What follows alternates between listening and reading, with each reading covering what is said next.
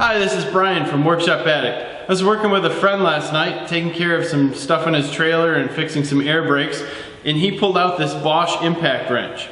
We were using it almost all night, and it really helped us get through the work that we had to do in a really fast pace.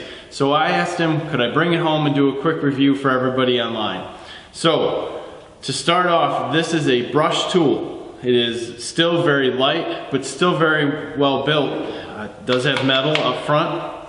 The rubber around the plastic allows you to set it down and in some cases almost drop it to the ground without it hurting any of the plastic or the metal around it.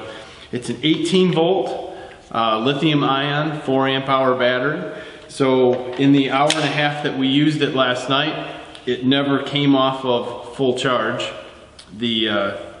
The little fuel cell indicator in the back is really nice, especially if you start to think that something's getting a little slow, you can just see if it's going. But we never had this tool slow down or die on us in the hour and a half that we were pulling things on and putting things off this trailer. This torque wrench goes to 500 foot-pounds in forward or reverse. In the center of it is kind of a detent that stops it from working. This has from 0 to 1900 RPMs, and obviously the impact rate goes from 0 to 2100. So this is quite a tool to get 500 foot-pounds of torque and 2100 impacts per minute. It was very helpful in even loosening up rusted bolts that have been sitting outside for years. Just pounded right through them.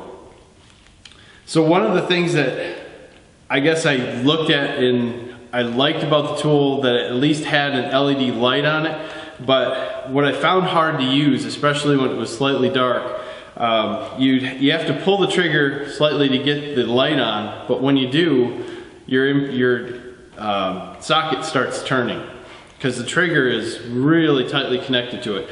Very controllable for the different rates, but the LED light, which is there to help you kind of see what you're doing, comes on or the socket starts moving too soon.